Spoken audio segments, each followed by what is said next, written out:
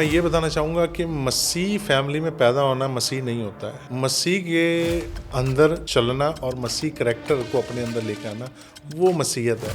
तो फ़र्क ये था कि उससे पहले मैं लड़ाई बहुत करता था। मेरे फैमिली मेम्बर्स को वो जानते हैं कि अगर मेरे से किसी ने लड़ाई की और मुझे कुछ कहा किसी ने, तो बिना बदला लिए मैं उसको माफ़ नहीं करता था, भले वो मेरा ब्लड है। अच्छा, तो ये मेरे अंदर वो स्पिरिट होती है एग्रेशन की और जो रिवेंजफुल स्पिरिट होती है, क्योंकि वो स्पिरिट ऐसी है कि वो आपको टिकने नहीं देती है जब तक आप वो बदला ना ले लो। खुदा उसी को चुनता है जो सबसे ज़्यादा ख़राब होता है। जैसे पौलुस जो था सबसे ज़्यादा ख़राब था, खुदा उसी को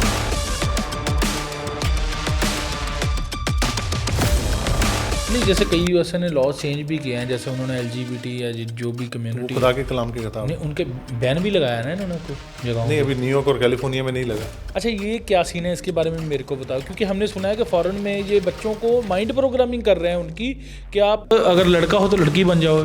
कैलिफोर्निया के अंदर ये इसके ऊपर बहुत ज़्यादा डिस्कशन चल रहा था, क्योंकि कैलिफोर्निया में एक लॉ है कि पेरेंट्स जो हैं अपने बच्चे को नहीं रोक सकते। अगर वो कहता है बच्चा कि मैं, मान लो वो लड़का है, तो वो कहता है कि मुझे आज फील हो रहा है कि मैं लड़की हूँ, तो पेरेंट्स उसको नहीं रोक सकते। अगर मान लो बच्चा कहता है कि मुझे ये फील हो रहा है, तो ये उनका जेंडर वगैरह कब चेंज करवाते हैं फिर?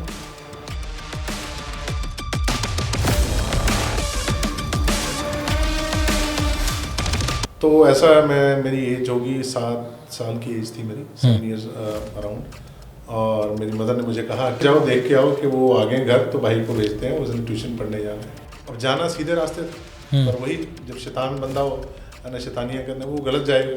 तो मैं गया, मैं बिल्कुल छत के ऊपर गया, जाना नीचे से था, मैं छत के ऊपर गया, छत के टॉप वाले फ्लोर पे गया और वहाँ से ऊपर से नीचे देख रहा हूँ। तो मैं ऊपर चढ़ गया, वो पतली सी दीवार के ऊपर खड़े होकर मैं देख रहा हूँ नीचे को, और मैं फ्लिप हो गया, मेरा बैलेंस बिगड़ा और मैं नीचे जा रहा हूँ।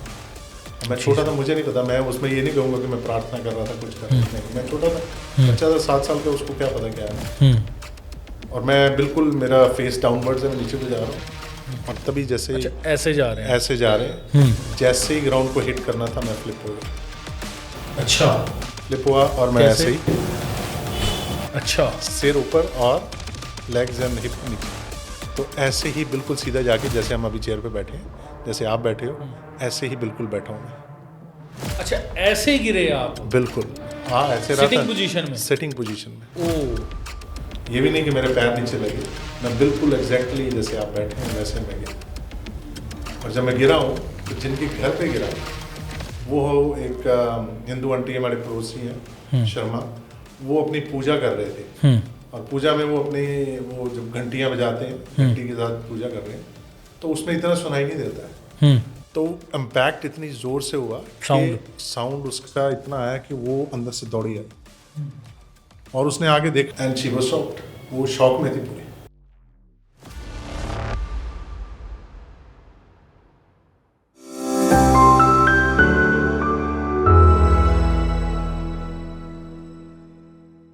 प्रेज़ द लॉर्ड, सबको जय मसीह की। आपका स्वागत है डॉक्टर जीसस यूट्यूब चैनल के इस नए पॉडकास्ट में। आज का ये पॉडकास्ट बड़ा ख़ास है। मेरे साथ इवेंजलिस्ट हैं जो प्रभु के कलाम को यूएसए कैलिफोर्निया में फैला रहे हैं।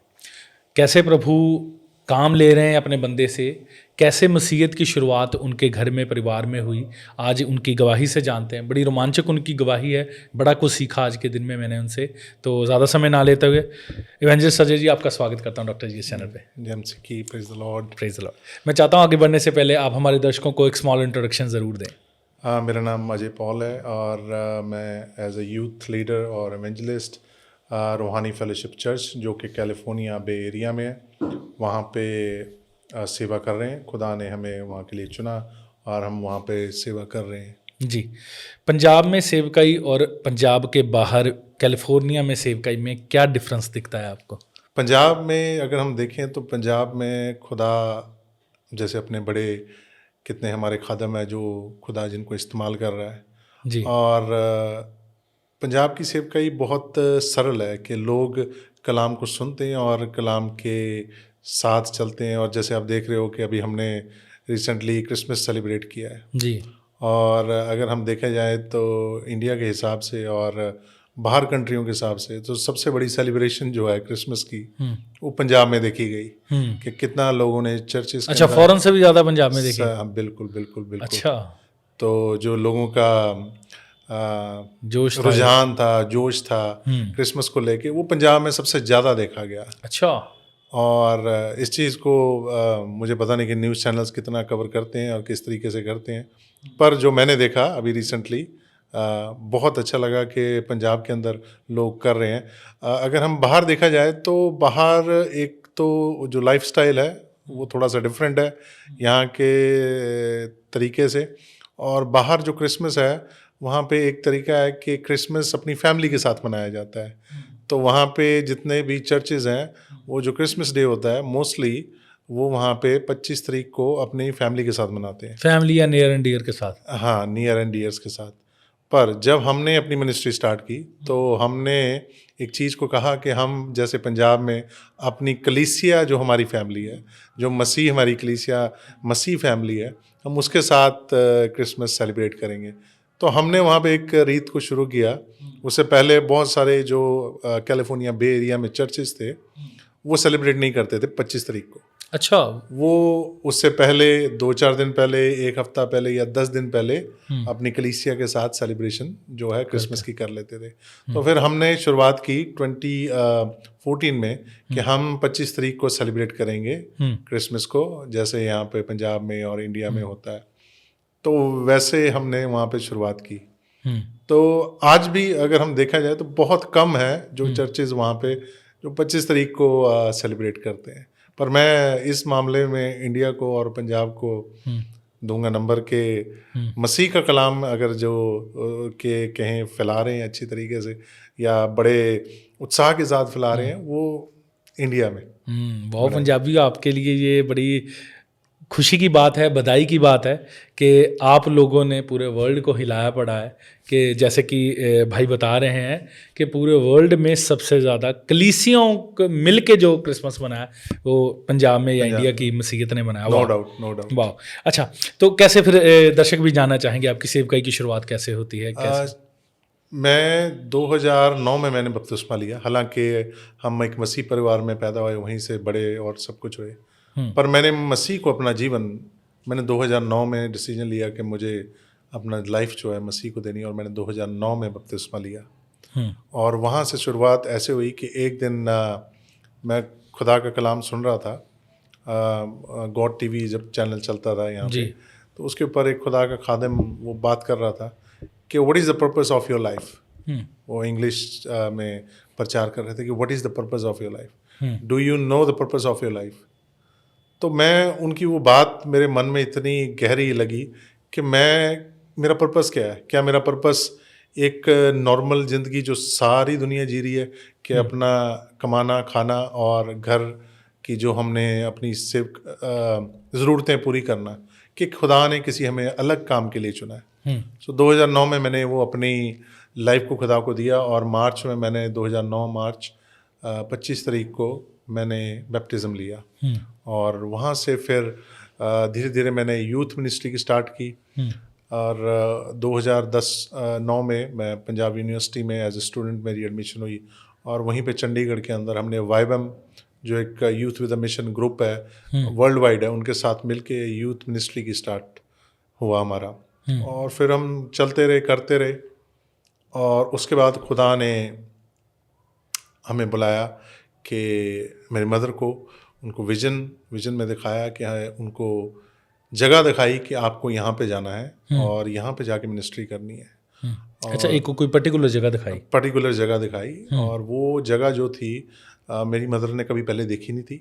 अच्छा, पहले कभी विजिट नहीं की? पहले कभी विजिट नहीं की है, पहले उसके बारे में कभी सुना नहीं है किसी से, उसके बारे में कोई नॉलेज नहीं है कि हम कहें कि अब पहले से पता हो तो फिर आपके मन में क्या ख्याल में आ गई वो चीज़? ख्याल में आ गया ना। तो खुदा ने उनको पर्टिकुलरली दिखाया, और वो जो जगह थी खुदा ने बताया कि वो जगह इस कंट्री में नहीं है, वो दूसरी कंट्री में, आपको वहाँ जाना है। तो उन्होंने बोला अपने विजन के अंदर खुदा से बात कर रहे हैं कि मुझे लैंग्वेज नहीं आती है, मुझे इंग्लिश नहीं आती है। अच्छा, तो मैं कैसे करूँ? अच्छा, फॉरेन की लोकेशन को बताइए। फॉरेन लोकेशन बताइए। तो फिर खुदा ने उनसे कहा कि आपको लैंग्वेज सीखने की ज़रूरत नहीं है, आपकी लैंग्वेज के लोग वहाँ पे हैं। अच्छा, जो रूहें मैंने तुझे देनी है हाँ, वो वो तेरी आपकी लैंग्वेज लैंग्वेज जानते बोलते हैं, ओह तो वाह। आपको ज़रूरत नहीं है। तो खुदा ने 2011 में उनको लेके गए वहाँ पे, और वहाँ पे उन्होंने मिनिस्ट्री की शुरुआत की। और तब हम इंडिया में थे, वो हमें छोड़ के मेरे मदर और फादर दोनों, वो दोनों यूएस चले गए, और वहाँ जाके उन्होंने फ्रिजनो के अंदर मिनिस्ट्री स्टार्ट की, जहाँ पे उस समय के अंदर कोई हिंदी पंजाबी चर्च नहीं था। अच्छा। हाँ जी। तो उन्होंने वहाँ पे 2011 में शुरुआत की, और उसके बाद खुदा ने फिर हमें कहा, मेरी यहाँ पे पढ़ाई पूरी हुई, और खुदा ने फिर हमें वहाँ लेके गया, और तब से हमारी वहाँ पे जो मिनिस्ट्री है हम उसको कर रहे हैं। और एक चीज़ है कि बे एरिया के अंदर, कैलिफोर्निया बे एरिया में हमारा first Hindi Punjabi speaking church है। उससे अच्छा। पहले कोई चर्च नहीं था। अच्छा, वाह। अच्छा, एक चीज़ आपने कही शुरुआत में कि 2000 आप थे एक क्रिश्चियन फैमिली से ही, बिल्कुल। मगर आपने प्रभु यीशु मसीह को 2009 में जाना। इन दोनों चीज़ों में डिफरेंस क्या है, क्या आप दर्शकों को बता सकते हैं? बिल्कुल बिल्कुल, ये बड़ा अच्छा क्वेश्चन है कि आपने ये उठाया। और मैं ये बताना चाहूँगा कि मसीह फैमिली में पैदा होना मसीह नहीं होता है। मसीह फैमिली के अंदर आप पैदा हुए और आप कहें कि मैं मसीह हूँ, तो आप मसीह नहीं है। मसीह के अंदर चलना और मसीह करैक्टर को अपने अंदर लेके आना, वो मसीहत है। तो फ़र्क ये था कि उससे पहले मैं भी हर जो दुनिया के गलत काम है वो मैं भी करता था, लड़ाई झगड़े मैं भी करता था, लोगों अपने दोस्तों के साथ घूमना, गलत काम करने, उल्टे जितने भी हो सकते हैं हम सब वो करते थे, जो दुनिया के अंदर आज आप नॉर्मली लोग गलत लोग जिसको एंजॉयमेंट कहते हैं। हाँ, एंजॉयमेंट कहते हैं ना। तो वो उसकी जो छोड़ना उस लाइफ को, क्योंकि the Bible says when you know Christ you are new creation. जब आप मसीह में हैं तो आप मसीह में आ गए हैं, तो आपने अब न्यू क्रिएशन है जी। तो 2009 के बाद मैं न्यू क्रिएशन हूँ, और वो न्यू क्रिएशन जो है वो सिर्फ एक मसीह के लिए काम करती है। तो जितने भी मेरे बहन भाई हैं जो जिन्होंने मसीह को अपना लिया है और जिन्होंने बपतिस्मा लिया कि मैं अपना जीवन, जो पुराना जीवन है उसको मैंने मसीह के लिए ख़त्म कर दिया, है ना। I am now resurrected as a new, है ना। मैं नया जीवन, पुनर्जीवन नया पाया है मैंने। तो वो जीवन जो है वो मसीह का है ना। तो वो मसीह जीवन के अंदर फ़र्क ही आ जाता है कि पहले मैं लड़ाई बहुत करता था। मेरे फैमिली मेम्बर्स को वो जानते हैं कि अगर मेरे से किसी ने लड़ाई की और मुझे कुछ कहा किसी ने, तो बिना बदला लिए मैं उसको माफ़ नहीं करता था, भले वो मेरा ब्लड है। अच्छा। तो ये मेरे अंदर वो स्पिरिट थी, एक एग्रेशन की और जो रिवेंजफुल स्पिरिट होती है वो थी।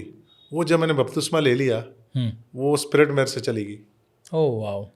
तो उसके लिए मैं खुदा का बड़ा शुक्र करता हूँ, क्योंकि वो स्पिरिट ऐसी है कि वो आपको टिकने नहीं देती है जब तक आप वो बदला ना ले लो। दिमाग में वही घूम ही जाएगा। और उस चीज़ों के अंदर मैंने बहुत अपने फैमिली को बड़ा, कईयों को नुकसान पहुंचाया जो फिजिकल, जैसे तब छोटे थे, राइट। ये भी था जब मैं 19 था तब मैंने बपतिस्मा लिया था, तो उससे पहले बहुत एग्रेशन जो था बड़ा एक खतरनाक चीज़ है। ये आप देखते हो कि एग्रेशन में आके लोग क्या क्या कर जाते हैं, बहुत गलत काम कर जाते हैं। और परमेश्वर ही है, जो खुदावंद यीशु है, जो आपको इससे छुटकारा दे सकता है, और कोई चीज़ नहीं। अब इंसान खुद कहे कि मैं खुद अपने आप से ये कर लूँगा, नहीं। जब तक आप मसीह को अपनी लाइफ में नहीं लाते तब तक आप इन चीज़ों से छुटकारा नहीं पा सकते, और वही छुटकारा देने वाला। जी, बड़ी ज़बरदस्त बात कही भाई ने कि मसीह में होना और मसीह के होना बड़ा डिफरेंस है। मतलब बात का मतलब यही है ना। जी, क्योंकि आपने 2009 में प्रभु यीशु मसीह को अपनाया अपने जीवन में एज ए पर्सनल सेवियर, तो परमेश्वर ने आपकी पूरे स्वभाव को चेंज कर दिया। आप मेरे अगर चलो आज तो नहीं है, आप किसी से मेरे अगर फ्रेंड या सर्कल से या मेरी फैमिली से पूछ के देखेंगे, जो पुराने जानते हैं आपको, वो पुराने जानते हैं। वो अभी मैं रिसेंटली किसी से मिला, मेरे प्रोफेसर्स थे, तो वो मुझे बोल रहे हैं कि अरे तू तो बिल्कुल ही चेंज हो गया, तेरा नेचर बिल्कुल चेंज हो गया है ना। क्योंकि वो उसको जानते थे, वो इस वाले को नहीं जान रहे। वो इस वाला उनको टोटली डिफरेंट लग रहा है। नई सृष्टि है, हाँ, ये न्यू क्रिएशन है। It has to be different.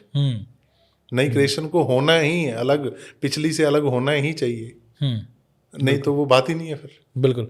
अच्छा, आप मेरे को ऑफ द कैमरा एक बता रहे थे कि प्रभु ने आपके मदर फादर की प्रार्थनाओं की वजह से कई बार ये आपको सेव किया, मौत के मुंह से भी आपको निकाला। मैं चाहता हूँ आप वो किस्सा के दर्शकों के साथ ज़रूर शेयर करें।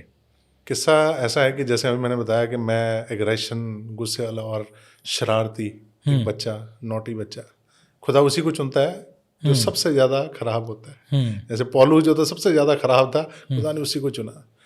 तो ऐसा मेरी एज होगी 7 साल की एज थी मेरी, 7 ईयर्स अराउंड। और मेरी मदर ने मुझे कहा कि हमारे पड़ोस में एक दीदी रहते थे, उनसे मेरा ब्रदर ट्यूशन पढ़ता था मैथ्स की, तो उन्होंने बोला कि जाओ देख के आओ कि वो आ गए घर, तो भाई को भेजते हैं, उसने ट्यूशन पढ़ने जाना है। तो अब जाना सीधे रास्ते था, पर वही जब शैतान बंदा हो है ना, शैतानियाँ करने, वो गलत जाएगा। तो मैं गया, मैं बिल्कुल छत के ऊपर गया, जाना नीचे से था, मैं छत के ऊपर गया, छत के टॉप वाले फ्लोर पे गया और वहाँ से ऊपर से नीचे देख रहा हूँ। अच्छा। दीवार के ऊपर, वो दीवार बड़ी छोटी सी दीवार है, उसके ऊपर चढ़ के मैं वहाँ से नीचे देख रहा हूँ। अब नॉर्मली क्या होता है कि ये कितना, एक फ्लोर का घर था या 2 फ्लोर के घर है। अच्छा। ये सेकंड फ्लोर, मतलब हाँ सेकंड फ्लोर से। तो नॉर्मली क्या होगा कि अगर इंसान सेकंड फ्लोर से गिरे तो उसकी हड्डी पसलियाँ टूट के चूर चूर हो जाएंगी, मेजर चोट लगेगी, मेजर चोट लगेगी, बेड रिटर्न हो जाएगा, लाइफ के लिए लाइफ सपोर्ट पे चलेगा। नेवर नो, पता नहीं क्या हो सकता है, कुछ भी हो सकता है। तो मैं ऊपर चढ़ गया, वो पतली सी दीवार के ऊपर खड़े होकर मैं देख रहा हूँ नीचे को, तो और मैं फ्लिप हो गया, मेरा बैलेंस बिगड़ा और मैं नीचे जा रहा हूँ।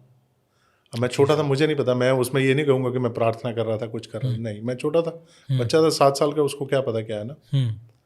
और मैं बिल्कुल, मेरा फेस डाउनवर्ड्स है, मैं नीचे को जा रहा हूँ और तभी जैसे अच्छा ऐसे जा रहे हैं, ऐसे जा रहे हैं, जैसे ही ग्राउंड को हिट करना था मैं फ्लिप हो गया। अच्छा, फ्लिप हुआ और मैं कैसे? ऐसे ही, अच्छा, सिर ऊपर और लेग्स एंड हिप नीचे, तो ऐसे ही बिल्कुल सीधा जाके, जैसे हम अभी चेयर पे बैठे हैं, जैसे आप बैठे हो, ऐसे ही बिल्कुल बैठा हूं मैं। अच्छा ऐसे गिरे आप? बिल्कुल हाँ, ऐसे सिटिंग पोजीशन में? सिटिंग पोजीशन में। ओ, ये भी नहीं कि मेरे पैर नीचे लगे, मैं बिल्कुल एग्जैक्टली जैसे आप बैठे हैं वैसे मैं गिरा। और जब मैं गिरा हूँ तो जिनके घर पे गिरा वो हो एक हिंदू आंटी, हमारे पड़ोसी हैं शर्मा, वो अपनी पूजा कर रहे थे और पूजा में वो अपने, वो जब घंटियां बजाते हैं, घंटी के साथ पूजा कर रहे हैं, तो उसमें इतना सुनाई नहीं देता है, पर ये जो इम्पैक्ट था इतना जोर से हुआ कि अच्छा आप किसी के घर पे गिरे जाके? किसी के घर पे गिरा, जो हमारे पड़ोसी थे। अच्छा, बिल्कुल हमारे साथ वाला घर था उनका। तो इम्पैक्ट इतनी जोर से हुआ कि साउंड उसका इतना आया कि वो अंदर से दौड़ी आई और उसने आगे देखा तो मेरे को पूछ रही है कि तू किधर से आया है। अब मैं उनको बता रहा हूँ कि मैं ऊपर से नीचे गिर गया हूँ, एंड शी वाज शॉक्ड, वो शॉक में थी पूरी, क्योंकि ये बात मानने वाली नहीं थी कि इंसान ऊपर से नीचे गिरा है और ठीक है, स्क्रैचलेस है, उसकी हड्डी नहीं टूटी, उसकी बैक में कुछ नहीं हुआ। अच्छा कुछ भी नहीं? कुछ नहीं हुआ। जीसस। अच्छा सबसे बड़ी बात, ये तो छोटी होगी अब बात, सबसे बड़ी बात, उस लेडी ने मुझे जब उठा के वो मेरे को पैदल चला के घर लेके गई और फिर वो मेरी मम्मी के पास गई। उसने जो बात बोली मुझे आज भी याद है, मैं 7 साल का था पर मुझे आज भी याद है, मैं रोता पर मेरे कानों में वो आवाज आई। उस लेडी ने ये बात बोली कि सिस्टर, बहन जी, आप जिस खुदा की आराधना करते हैं उस खुदा ने आपके बेटे को आज बचाया है। ओ जीसस। जैसे ज़बूर में लिखा है कि फरिश्ते तेरे पैरों को ठेस नहीं लगने दो, उठा जी। आज भी मेरे को गूज़बम्स आ जाते हैं जब मैं ये बात करता हूँ, क्योंकि मैंने इस कलाम को अपनी लाइफ में पूरा होते देखा है लाइव, कि खुदा का कलाम कहता है कि मैं तो गिरेगा तो मैं तेरे पैरों को ठेस नहीं लगने दूंगा। तो वो जब उसने, उस लेडी ने वो लफ्ज़ बोले, तो मम्मी ने कहा कि बिल्कुल हम उस जिंदा परमेश्वर की आराधना करते हैं, उसके कलाम में लिखा है कि वो तेरी हड्डी हड्डी की रक्षा करने वाला है। बिल्कुल। और वैसे ही उसने खुदा ने किया।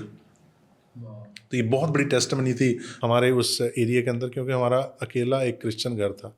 अच्छा। उस घर के अंदर, उस सेक्टर के अंदर ऑलमोस्ट कितने घर होंगे, 500-400 घर होंगे, 500-600 घर।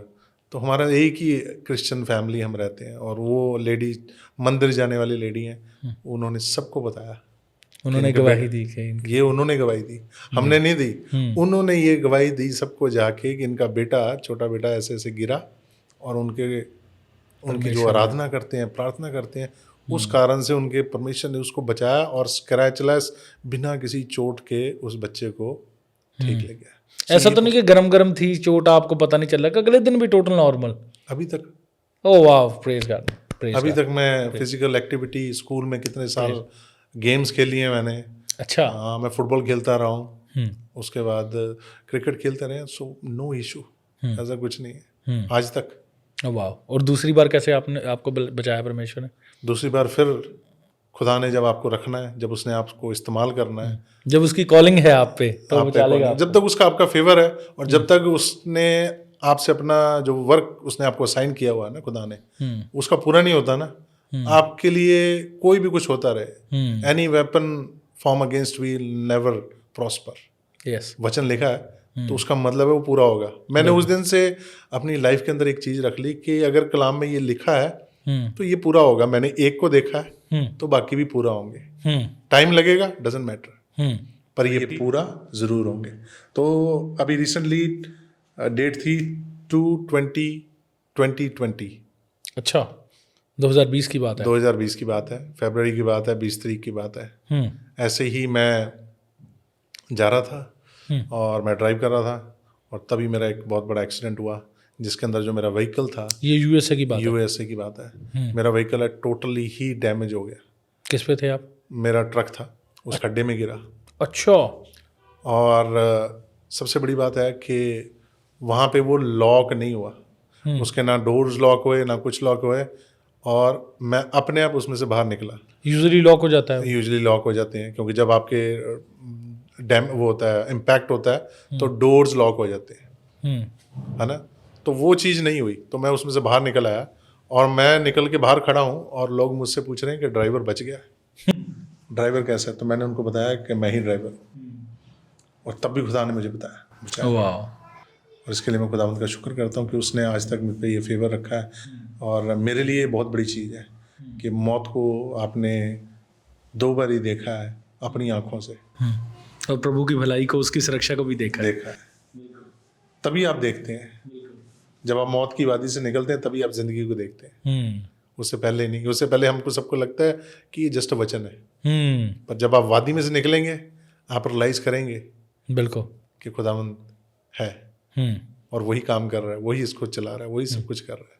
तो फिर कैसे आज की डेट में कैसे सेवकाई कर रहे हैं, कैसे यूथ को आप मोटिवेट कर रहे हैं? आजकल जैसे हम कोशिश कर रहे हैं कि हम यूथ को ज़्यादा, मेरी कोशिश यही रहती है। अभी हम वहाँ पे इससे पहले 2016 में और 17 में मैं ओकलैंड के अंदर यूथ ग्रुप के साथ काम कर रहा था।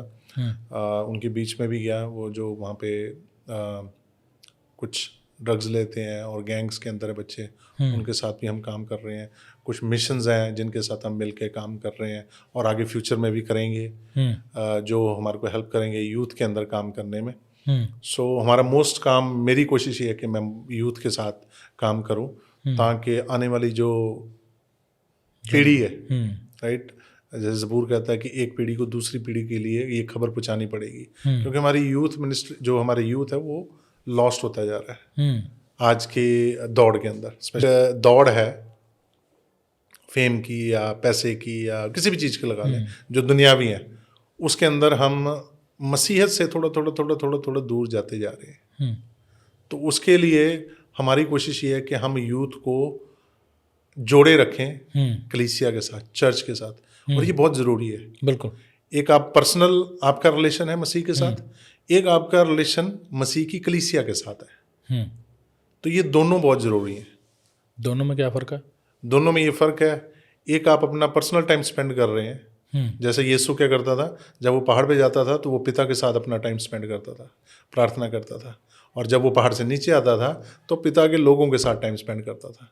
पर जो वहाँ पे जो वो टाइम स्पेंड करके आया, उस टाइम का जो उसने वहाँ से गेन किया वो उनके आके साथ शेयर करता था, स्प्रेड करते थे, स्प्रेड करते थे। उसी तरीके से हमारा भी जो हम पर्सनल टाइम खुदावंद की हजूरी में स्पेंड कर रहे हैं, वो वहाँ से जो हम गेन कर रहे हैं उसको हमने कलीसिया के साथ बांटना है जी, और लोगों के साथ बांटना है जिनको नहीं पता है, जिनके पास इसके बारे में नॉलेज नहीं है। वो ड्यूटी हमारी है।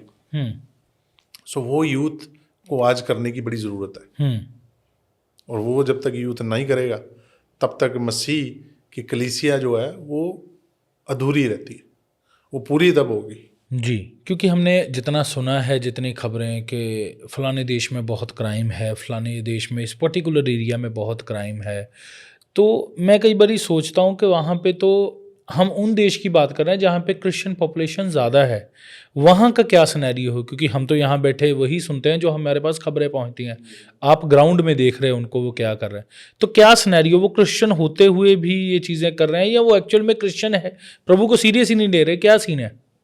सो आप अगर देखोगे तो बहुत सीरियसली अगर हम बात करें इस बारे में, हुँ, सो यूएस के अंदर आप देखोगे कि अभी बहुत सारे लॉज जो हैं हुँ। वो अगेंस्ट क्रिश्चियनिटी हैं। अच्छा।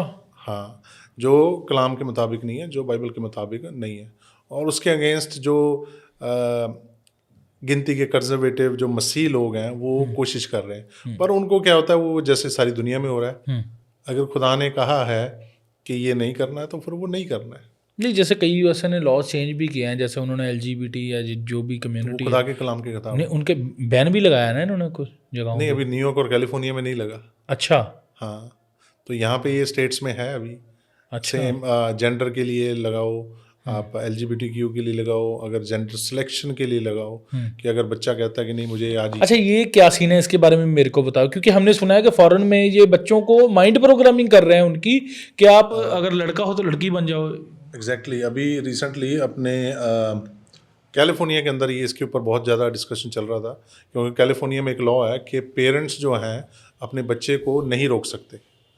अगर वो चाहता है कि मैं ऐसा करना चाहता हूँ, और बच्चे की मैं बात कर रहा हूँ चिल्ड्रंस अंडर 16, अंडर 16 वाले को तो जैसे पहले था कि वो पेरेंट्स के अंडर आते हैं, वो पेरेंट्स उनके गार्डियन है। अच्छा, पहले था कि पेरेंट्स गार्डियन है 16 तक 17 तक। अब उन्होंने क्या किया है कि 16 तक जो बच्चे हैं, अगर वो कहता है बच्चा कि मैं, मान लो वो लड़का है, तो वो कहता है कि मुझे आज फील हो रहा है कि मैं लड़की हूँ, तो पेरेंट्स उसको नहीं रोक सकते।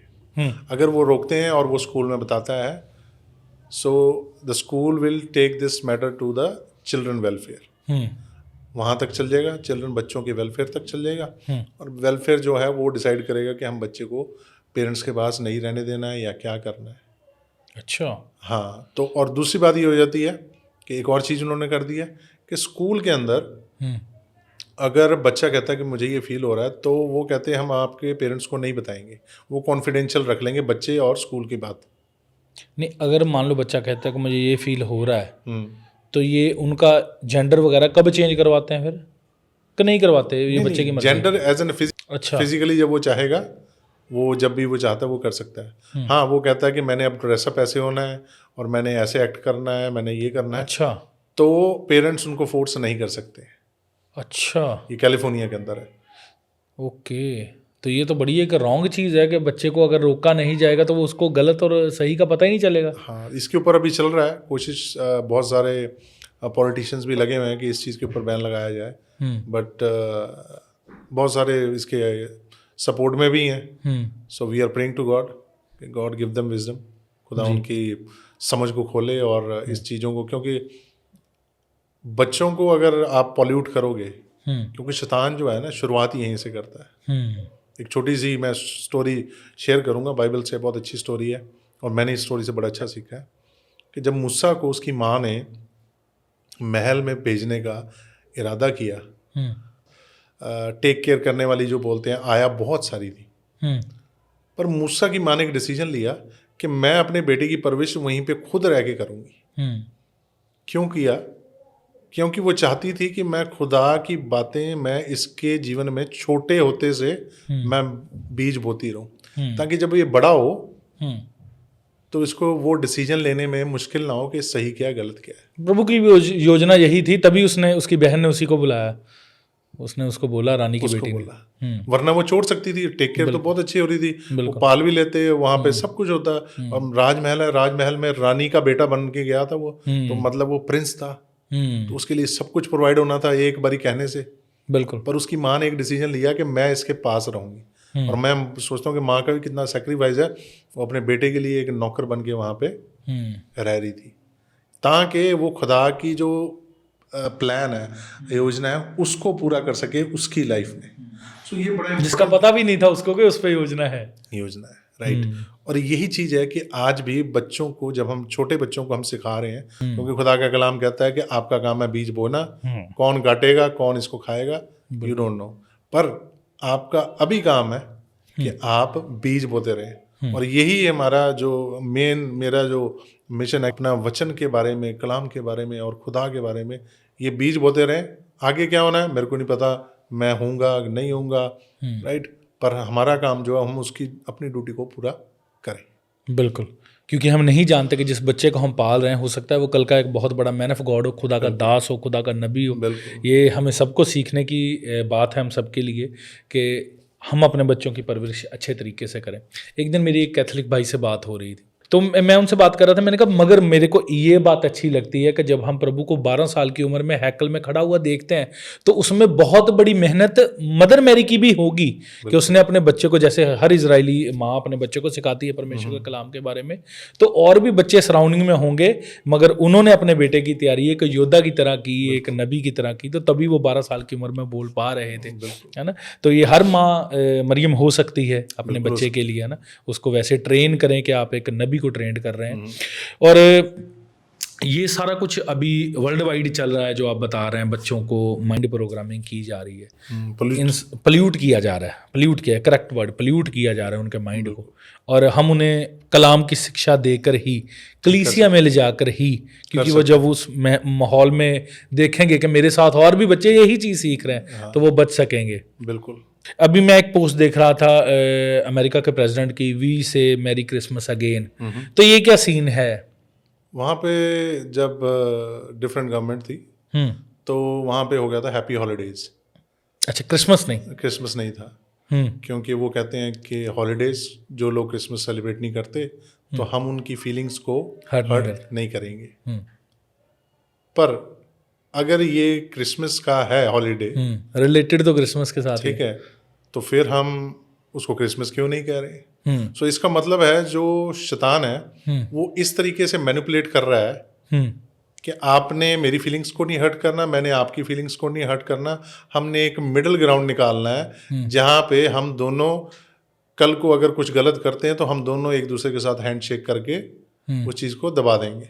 और प्रभु को ग्लोरीफाई नहीं करना है। So this is what happening. ये चीज़ हो रही है जो दुनिया के अंदर आज भी चल रही है।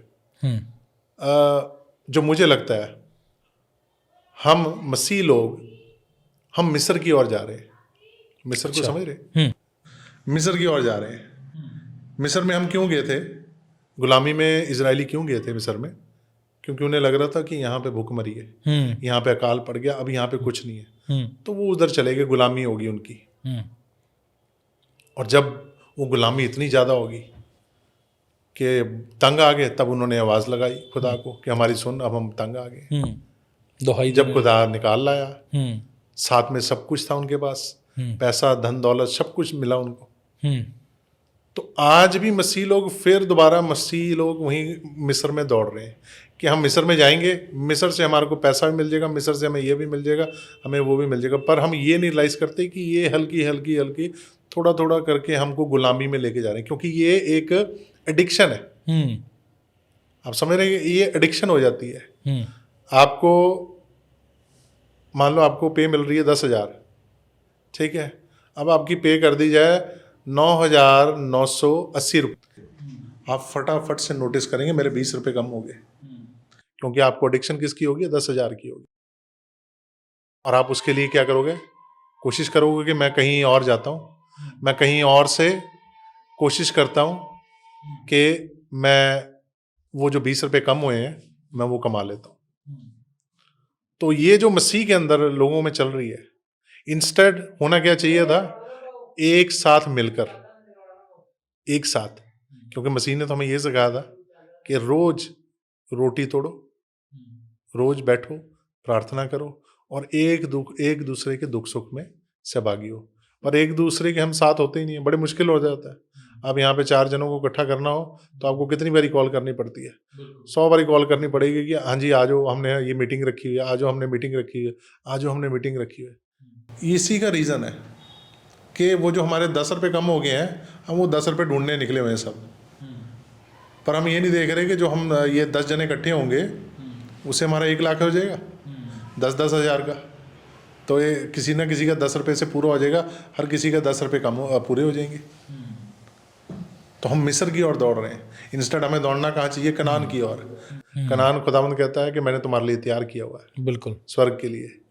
पर हम दौड़ रहे हैं मिस्र की ओर, जहाँ हमें दिख रही है सोना चांदी दिख रहा है, हमें पैसा दिख रहा है, हमें फेम दिख रहा है, सब कुछ दिख रहा है। पर मसीह लोगों को इस चीज़ के ऊपर देखना चाहिए कि मसीह लोग अगर नहीं करेंगे तो कौन करेगा, क्योंकि यीशु मसीह को इसीलिए आना पड़ा। अच्छा, एक और यूएसए में बड़ा एक चेंजेस आया कि उन्होंने फोकस किया है क्रिश्चियन लोगों के परसिक्यूशन को देखते हुए। उन्होंने जो वीज़ाज बैन करने की बात की, वो सारी बात की। वर्ल्ड वाइड क्रिश्चियन लोगों को सताया जा रहा है, जो कि बाइबल की लिखित भी है कि जिन्होंने हरे भरे के साथ ऐसा किया है, ये तुम लोगों के साथ भी ऐसा ही करेंगे। तो क्या क्रिश्चियन लोगों को क्या करना चाहिए इसके विषय में? क्या ऐसे डिसीजंस लेने सही हैं या नहीं है? जो भी वो दे रहे हैं स्टेटमेंट, ये पहले से ही एक है ऑलरेडी, जिसको इम्प्लीमेंट अब किया है, दोबारा वापस किया है। ये अच्छा, पहले भी था यूएस में। अच्छा। हाँ, अगर आप ऐसे कुछ परसिक्यूशन में, रिलीजियस परसिक्यूशन में इन्वॉल्व हो तो आपको एंट्री यूएस नहीं के अंदर एंट्री अलाउ नहीं है। वो रिलीजियस हो, वो आप टेररिस्ट हो, सो ये पहले से है, तो उसको अभी थोड़ा सा हाईलाइट किया है। पर जैसे क्रिश्चियन कंट्रीज हैं, अगर वो नहीं सपोर्ट करेंगी तो फिर जो बैलेंस है वर्ल्ड में वो बना नहीं रहेगा। अभी हम जानते हैं कि इजराइल के ऊपर जब अटैक हुआ था तो कितना ज़्यादा, बहुत हैवी लेवल पे हुआ, और एज यूएस ने सपोर्ट बैकग्राउंड में किया है, पर सपोर्ट ज़रूरी था, क्योंकि लड़ाई इजराइल की है, वो लड़ाई इजराइल ने लड़नी है। जिसके साथ भी लड़ रहा है वो उनका निजी मामला। हाँ, निजी मामला है, पर बैकग्राउंड में सपोर्ट ज़रूरी है, क्योंकि बैलेंस तभी बना रहेगा। नहीं तो अगर कोई गलत हो रहा है और गलत के खिलाफ नहीं बोलेगा तो फिर हर कुछ ही कोई गलत करता जाएगा, तो फिर दुनिया कैसे सर्वाइव करेगी? बिल्कुल मुश्किल हो जाएगा। जी। अच्छा, आप एक यूथ पास्टर हैं, आपसे पूछना चाहूँगा, अभी पंजाब में क्या है, यूथ में एक नया रुझान आया है, यूथ परमेश्वर की ओर मूव हो रहा है। अभी जो हम पंजाब का सिनेरियो देख रहे हैं, बहुत लार्ज गिनती में यूथ परमेश्वर की ओर मुड़ रहा है, मगर वो परमेश्वर की ओर तो आ रहे हैं, मगर वो दुनियावी चीज़ों को जब देखते हैं, जैसे कुछ सॉन्ग्स हैं, है ना, तो वो उन हैबिट्स से बाहर नहीं आ पाते कई बारी, है ना। कई सारी ऐसी हैबिट्स होंगी उनकी लाइफ में। तो आप एक यूथ पास्टर होने के नाते, यूथ लीडर होने के नाते क्या सलाह देते हैं ऐसे बच्चों को? मैं बच्चों को ये सलाह दूंगा कि जब आप मसीह को अपना रहे हैं तो इसलिए मत अपनाइए कि आपके फ्रेंड सर्कल में किसी ने वो चर्च गए और उन्होंने चर्च में कुछ देखा या चर्च को उन्हें अच्छा लगा। जब हम ऐसे करते हैं मास में, मतलब ज़्यादा नंबर में, तो क्या होता है कि 100 लोगों ने किया और उसमें से गिनती के रह गए 10, 90 क्या हो गए, जो आप बात बता रहे हो, क्योंकि वो जो उनकी एडिक्शन है, उनको उससे कैसे डील करना है उनको समझ नहीं आ रहा है। अब उससे डील कैसे करना है आपने, ये बड़ा इंपॉर्टेंट है। आप सबसे पहले यूथ काउंसलिंग्स में जाया करो। मसीह यूथ काउंसलिंग्स होती हैं, यूथ ग्रुप्स होते हैं, लोकली आपके होंगे यहाँ पे, और यूथ मीटिंग्स होती हैं, वहाँ पे जाएं। जो क्रिश्चियन है वो आपको वहाँ पे, जो क्रिश्चियन लीडर्स हैं, यूथ लीडर्स हैं, वो आपको गाइड करेंगे कि सबसे पहले आपकी लाइफ के अंदर प्रेयर होनी चाहिए, फिर आपकी बाइबल रीडिंग होनी चाहिए, और बाइबल रीडिंग इज मस्ट। आप इसको मिस नहीं कर सकते। मैं हमेशा अपने चर्च में भी बोलता हूँ कि ये आपके साथ साथ साथ साथ चलना चाहिए। ये आपके हमेशा कलाम जो है आपकी ज़बान पे, आपके मन में, ये हमेशा चलता रहना चाहिए, अगर आप किसी भी एडिक्शन से बाहर निकलना चाहते हैं। कोई पास्टर नहीं निकाल सकता, कोई आपको प्रॉफिट नहीं निकाल सकता, कोई, मतलब दुनिया का कोई इंसान आपके मन को साफ नहीं कर सकता अनलेस अनटिल आप कलाम के अंदर जाते नहीं। बिल्कुल। तो यूथ को बड़ा ज़रूरी है, यूथ मीटिंग्स, यूथ पास्टर्स के साथ रहें, क्योंकि आप अकेले रह के इनके साथ डील नहीं कर सकते।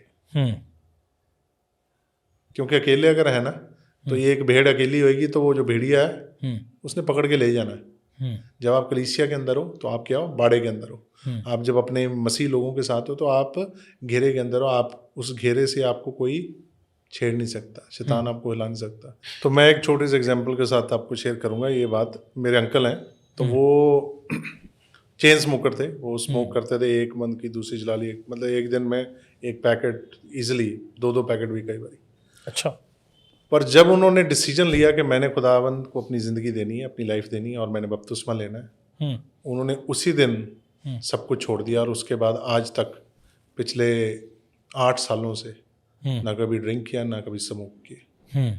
सो कहने का मतलब ये है कि कुछ डिसीजन आपने खुद भी बनाने हैं कि मैंने ये नहीं करना, मैंने इसके इस तरीके से चलना है, मैंने खुदावंद के पीछे चलना है और मेरे लिए ये मैटर ही नहीं करती चीज़। जब आप ये सोच लेते हैं कि मुझे ये दुनिया की चीज़ें मैटर नहीं करती, तो फिर वो आपको नहीं तंग करेंगी। एक बारी होगा, 2 बारी होगा, 3 बारी होगा, उसके बाद वो आपको छोड़ देंगे। वो खुदावंद खुद से आपको बल देंगे, है ना, कि आप उससे बाहर आ सके। नेक्स्ट सर, क्योंकि मेरे को भी बड़े कई बारी ना यूथ के कॉल्स आते हैं भाई बहनों के, वो काउंसलिंग लेते हैं कई चीज़ों की, तो मतलब उनको एक बड़ी बारीक लाइन है इन चीज़ों के बीच में, है ना, कि हम एथिकल क्या है, अनएथिकल क्या है। जब वो जानते हैं तो वो समझते हैं कि हम तो पाप में थे, तो इन चीज़ों से बाहर आना चाहिए। बीइंग अ यूथ आपको एक ऐसे पास्टर या एक ऐसे खुदा के खादम को मिलना चाहिए, उनसे काउंसलिंग लेनी चाहिए जो परमेश्वर के कलाम में से आपको सही सलाह दे सके। अगर आप एक बहन हैं या भाई हैं, इस चीज़ का ज़रूर ख्याल रखें, आप जिस भाई बहन से सलाह ले रहे हैं वो खुद स्पिरिट में कितने का हैं। क्योंकि कई बार पास ही मैंने बड़े लोगों को गुमराह होते हुए देखा है, ऐसे लोगों के शिकार होते हुए देखा है जो खुद तो स्पिरिट में नहीं होते, वो दूसरे की स्पिरिट को भी ख़राब कर देते हैं, है ना। मेक श्योर आप जिससे काउंसलिंग ले रहे हैं वो स्पिरिट में प्रॉपर हो बंदा, और उसके कोई वो खुद किसी के अधीन हो, वो जिसको जवाब देता हो। आपने एक चीज़ कही थी अभी, पंजाब में या भारत में परसिक्यूशन के बड़े केस हमें देखने को मिलते हैं। आप एक बात मेरे को बता रहे थे ऑफ द कैमरा कि ये गवर्नमेंट, आप बता, जवाहरलाल नेहरू की एक स्टेटमेंट आप बता रहे थे कि उन्होंने सख्त हिदायत, पूरी स्टेटमेंट। वो एक स्टेटमेंट है जो हमने पढ़ी थी, बुक्स में पढ़ी थी, कि जब पार्टीशन हुआ था तो काउंटिंग हुई कि मुस्लिम कितने, हिंदू कितने, सिख कितने, ईसाई कितने। तो जब उन्होंने बात हुई ईसाइयों के ऊपर, तो जवाहरलाल नेहरू ने एक बात बोली थी कि ईसाइयों को छेड़ना मत, अगर तुम इनको छेड़ोगे तो ये बढ़ जाएंगे। तो वो चीज़ अभी हुई रिसेंटली, पिछले 10-15 सालों में, कि छेड़खानी ज़्यादा स्टार्ट हुई, तो उसके कारण वो स्प्रेड हो गया। उससे पहले कोई नहीं छेड़ रहा था, और जब उन्होंने छेड़ा तो वो स्प्रेड। वो इंग्लिश में क्या थी statement? Do not touch the Christianity otherwise it will spread. तो ये उनकी एग्जैक्ट स्टेटमेंट थी, कोटेड। क्योंकि ऐसा ही बात नहीं है कि उस जमाने में क्रिश्चियन नहीं थे, क्रिश्चियन तब भी थे, और क्रिश्चियनिटी 1772 AD से यहाँ पे है इंडिया के अंदर। सेंट थॉमस 2 AD में यहाँ पे आए और उन्होंने आगे यहाँ पे मसीह का प्रचार किया, और तब से क्रिश्चियनिटी है। वो बात अलग है कि वहाँ से वो आगे कितनी फैली कितनी नहीं फैली वो हम नहीं जानते, क्योंकि इट्स बिन 2000 ईयर्स, बहुत पुरानी बात है।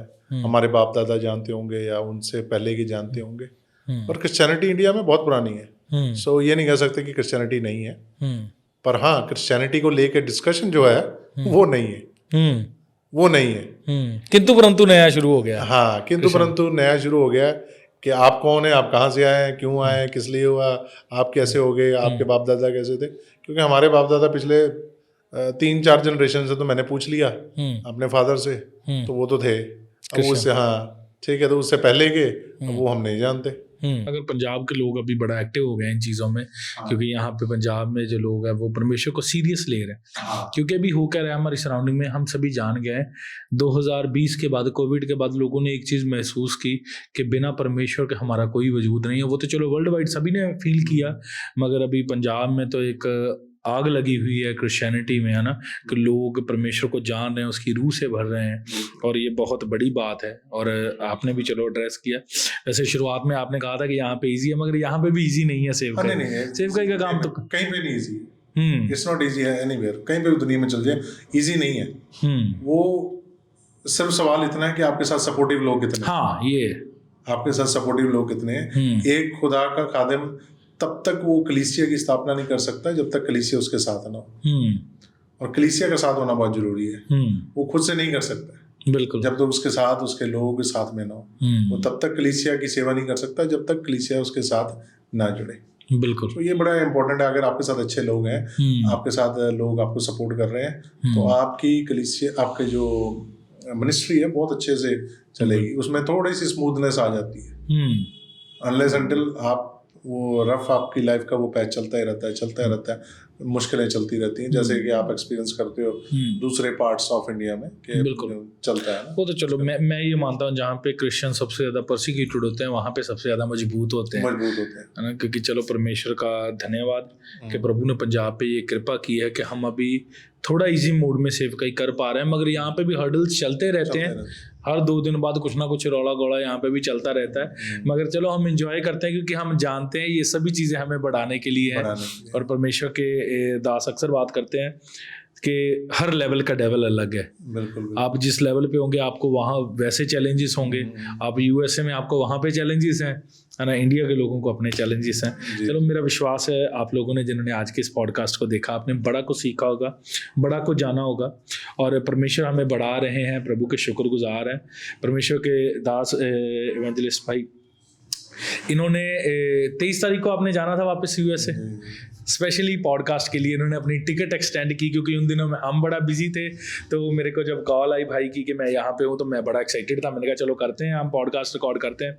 तो भाई ने मैं थैंकफुल हूँ आपका कि आपने हमारी रिक्वेस्ट को माना और इन्होंने अपनी टिकट को एक्सटेंड कर लिया कि जो मैसेज आप तक पहुंचाना है ये बड़ा इंपॉर्टेंट है।